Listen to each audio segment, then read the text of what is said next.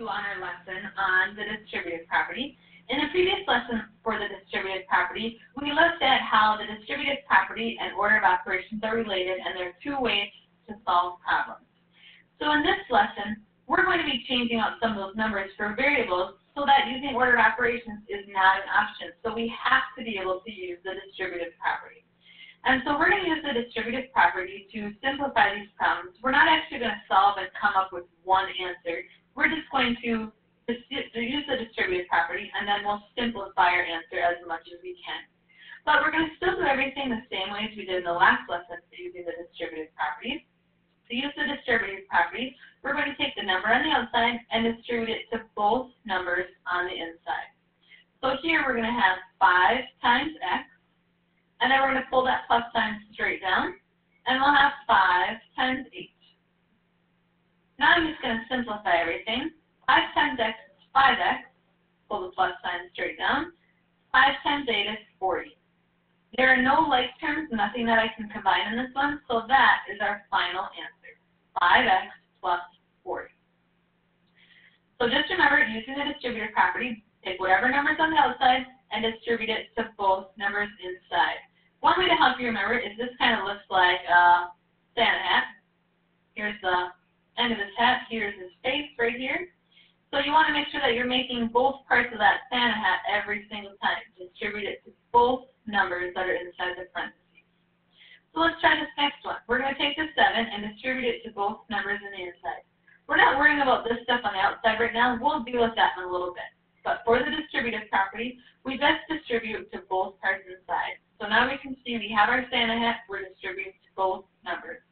So we have 7 times W, hold down that plus sign, plus 7 times 6. And now just like we would with order of operations, I'm just going to write whatever's left. We haven't done anything with it, that other part, but we'll get there. So now let's just simplify what we have here. 7 times W is 7W, plus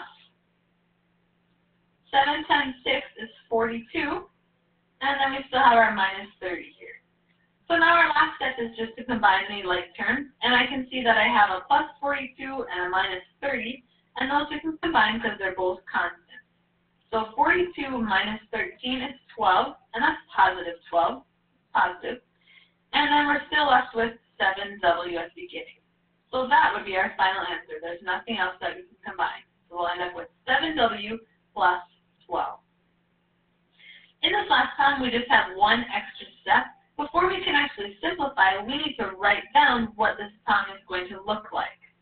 So it says 2 times the sum of C and 3.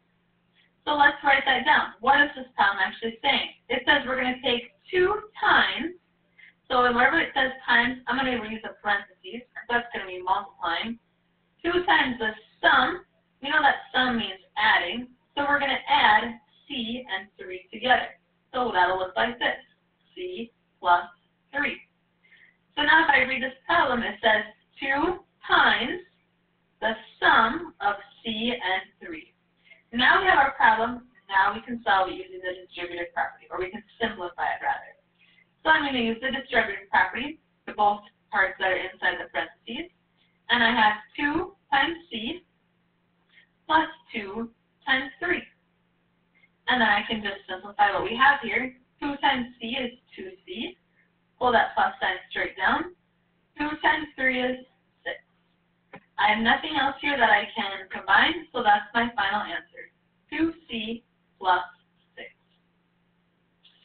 In this last problem that we're going to look at, we're going to look at this problem here, 9 times the sum of x minus 7, and we're going to simplify it using the distributive property, and then we're going to solve it by plugging in a number for x. And we're going to check our answer using order of operations, which we'll do over here, and continuing on by using the distributive property. And we should still end up with the same answer, just like we did in the previous lesson. So first, step 1, let's simplify this using the distributive property. So I'm going to take the 9 and distribute it to both numbers inside. So I have 9 times x minus 9 times 7. And then I'll just simplify that. 9 times x is 9x minus 9 times 7, which is 63. There's nothing else that I can simplify there. That's our answer. So I'm going to put it over here. That's our simplified expression after we've used the distributive property. Now, step 2 says, okay, let's actually solve this problem if x was 4. So wherever we see an x, we're going to plug 4 in there. So I'm going to do it over here. 9 times 4 minus 7. And over here, we're going to plug it in. 9 times 4 minus 63. So now let's go ahead and solve it. This one we're going to use order of operations. 4 minus 7 is going to give us negative 3. And negative 3 times 4 is going to give us negative 27.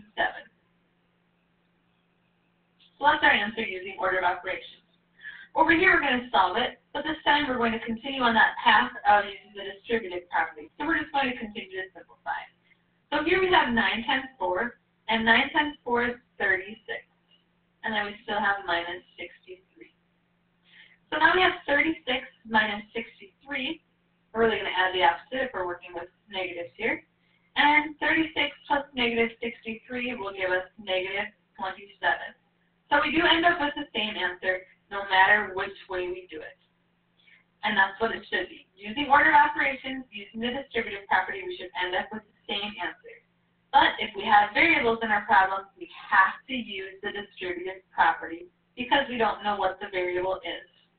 And remember, when you're using the distributive property, you always take the number on the outside and distribute it to both numbers inside. Make sure that you can see your Santa hat and give that 9 to both numbers inside.